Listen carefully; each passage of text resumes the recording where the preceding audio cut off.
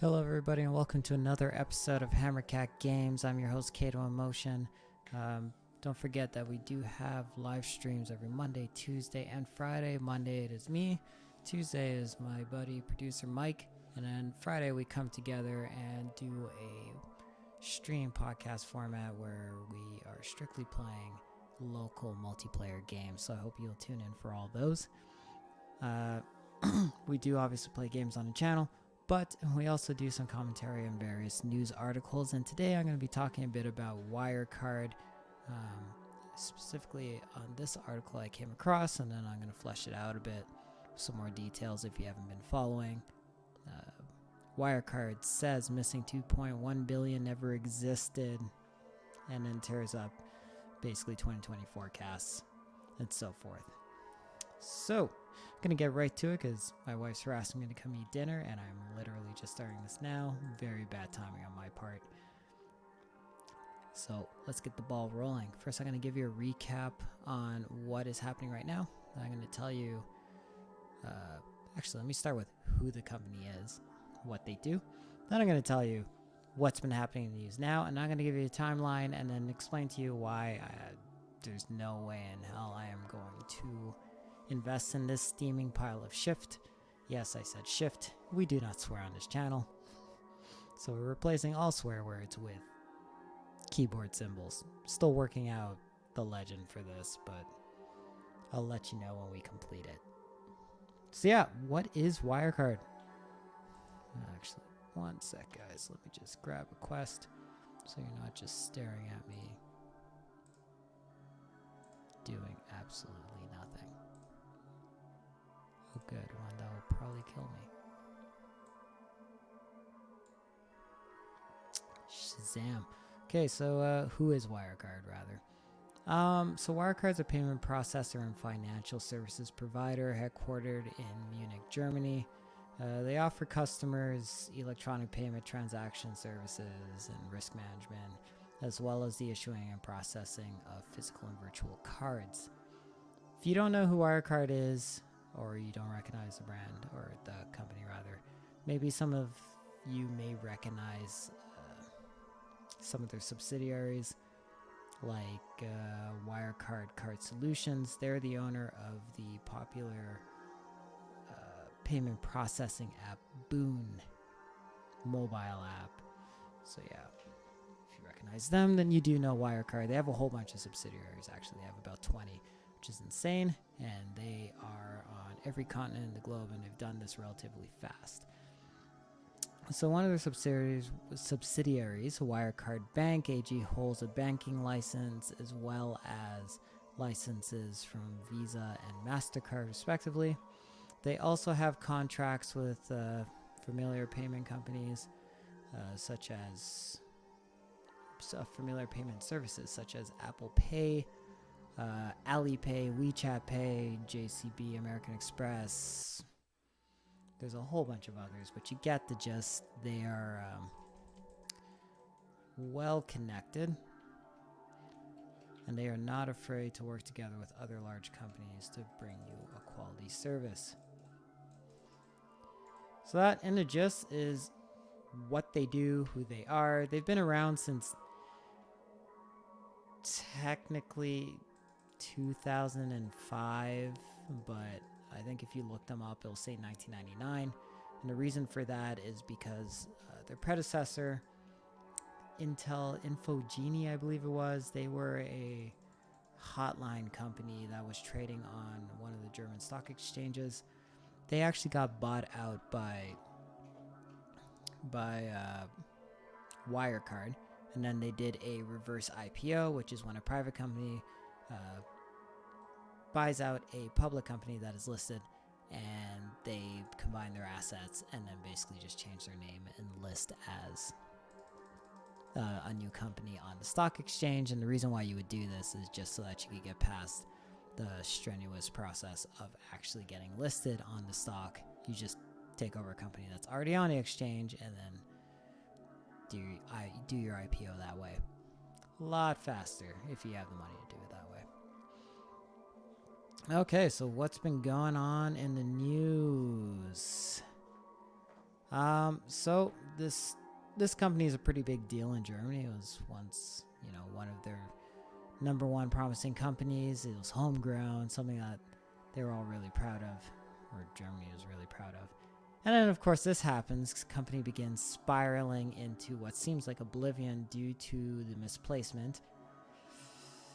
You know what? Misplacement's probably not the right word. It's more like evaporation of 2 billion euros in assets. And that accounts for, and money. It just disappeared, by the way. And that accounts for almost a quarter of their balance sheet, which is not a good look to be having right now. And as such, this has resulted in Wirecard withdrawing its 2019 and 2020 Q1 financial results, because everything was predicated on was basically false at this point. CEO Marcus Brahm quit on Friday after being with the company for, I think, 17 years. Threw in the towel right when things get dicey. Wow, I just died. Holy smokes. Should have picked an easier quest. Yep, so he threw in the towel as soon as things got dicey, and he is no longer there. They have another guy, I think his name is Jim Fries. Correct me if I'm wrong. He's only been there for a few days. Not sure why he wants this job. I don't know how he's going to save this. But Godspeed to you, buddy. And the reason why he quit is because, well, I'm sure there's a number of reasons why, but he quit after their investigation to locate the money had come to a dead end in the Philippines. Allegedly, the 2 banks that they had done business with in the Philippines said that the money had never actually entered the country, nor had they ever received anything, and the contracts that this is all predicated on that Wirecard provided were fraudulent or falsified. I guess it's the same in this case. So yeah, once again, not good. So this turns into the discovery that these things have been falsified. Everything's kind of rolling down the hill now into a bad place. And then last week, Wirecard's auditor, EY Ernst & Young, had refused to sign off on their 2019 accounts due to the missing amount, which makes sense. Shouldn't be signing off on that. And this led them to basically scramble to find some financing from banks to keep the company afloat, because a whole bunch of dominoes fell into place as soon as that happened. I think they're in the process of being delisted from the DAX index, and that is the equivalent of like the S&P 500, but this is for Germany. And I'm not sure, but I'm guessing if they're getting removed from that one, they might get removed from the tech DAX as well, which is just another index specifically for tech stocks. And if that happens, then obviously that limits their exposure, and there's way less investors investing, because a lot of people like to invest in indexes now, and that's just a good way for companies to grow quickly if they can get onto a good index. And this would probably be why they need to get external financing ASAP, or they're going to go under. And now people are pointing fingers and throwing mud in each other's faces. Fabio De Masi, a lawmaker in the Bundestag, said the country's financial watchdog, BaFin, that is the Federal Financial Supervisory Authority for Germany, in case anyone was wondering. I'm sure in German that acronym makes more sense. Said that they failed to do their duty. Probably true. Seems like there might have been a little bit of tampering, but we'll see as more news comes out. So that's where we are right now with this situation. I know a lot of people seem shocked, especially since the stock, I think just, 2 months ago, was trading at 104 euros, I believe. And this morning when I woke up, it was trading for 17. When I started writing this, it was trading for 16. When I was setting up, it was trading for 15. And now that I'm recording this, it's in the low 14s. So there's no bottom in sight. And this is one of the reasons why I personally don't think this is a good stock to be investing in right now. But it's your call. You do you. So yeah, everyone seems surprised by all this, and it's a very bad situation. Germany seems to be embarrassed, and it makes them look bad. There's been a number of scandals over the last few years. But I think there were a lot of signs leading up to this that would have led one to believe that this company wasn't that credible, including a whistleblower from last year stating that allegedly the reason why Wirecard was doing so well is because of fake transactions, which is a huge claim to be making. Looks like it's turning out to be true, which is unfortunate for them and all their investors. But on top of that, if we jump back to January 2019, the Financial Times actually reported kind of on this. They were touching on it, that a senior executive was suspected of falsification of accounts and money laundering in the company, in the Asian division of the company. Once again, this is a very large company. They are on every continent at this point. Of course, Wire clapped back really hard and proceeded to sue the reporter and for defamatory comments and for stock manipulation, because the stock was plummeting at that point, some panic, and this was the response.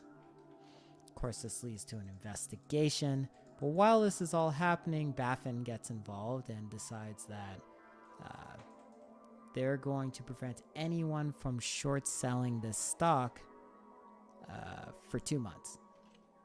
Because, I mean, it would have been a pretty opportune moment to be short selling the stock, obviously, because it's going to plummet with that kind of news. So anyways, that's what BaFin decided to do, and then there was a big investigation that happened after that, a criminal investigation against the Financial Times journalist. Now we're going to fast forward from January to, well, that was February actually. We're going to fast forward to March, I believe it was. The accounting firm KPMG in 2019 was hired by Wirecard for an independent audit. And this took about a year, it would seem. And here's another part I just don't understand. So they do this, they hire them to do this independent audit. And right before they announce their findings, Wirecard comes out and says that KPMG found no wrongdoings or any suspicious acts within their accounting, essentially, and everything's clean. They're clean.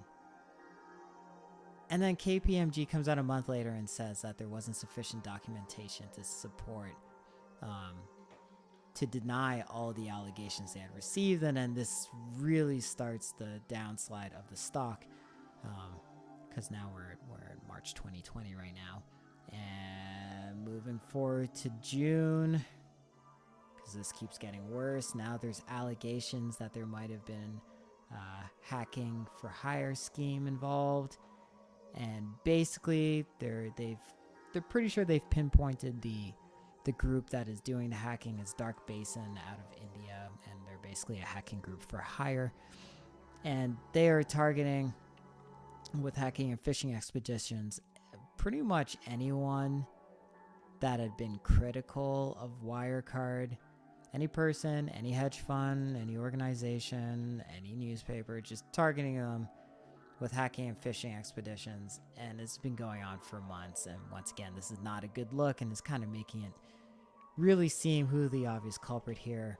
It doesn't help that BaFin pretty much waited until like now, when things have really, when the shift has really hit the fan, to turn around and say, oh man, you know, we think that we've been the victims of fraud. Like, clearly you had no idea what was going on. Come on, guys. I don't think anyone's going to believe that at this point, but good luck with that story. Hope you're willing to stick with it. So yeah, that brings us all up to date. Hope that was easy enough to follow. So in a nutshell, personally, I will not be investing in this company. I know there are a lot of people out there that are probably looking at this and thinking, my God, this has fallen 90%. I can buy low and sell high.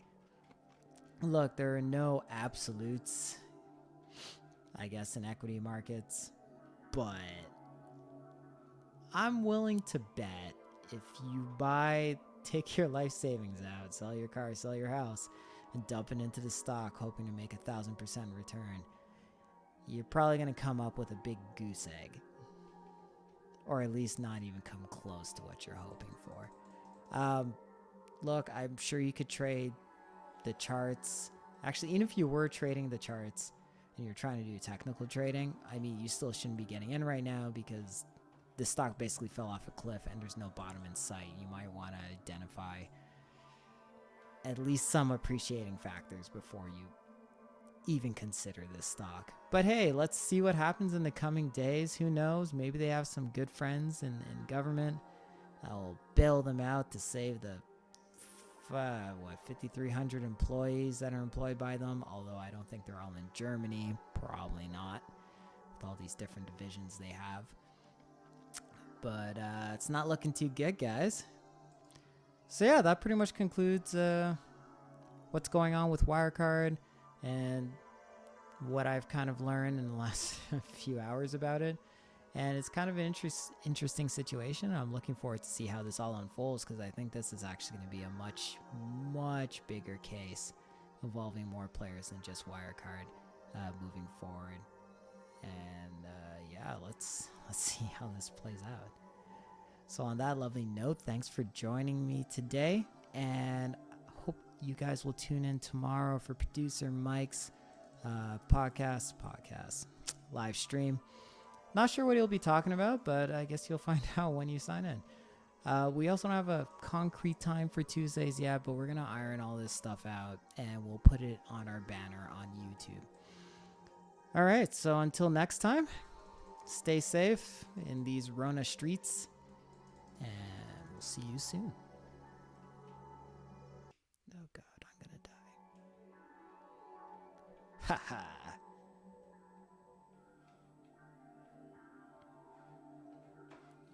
Oh my gosh, there's no good place to pause.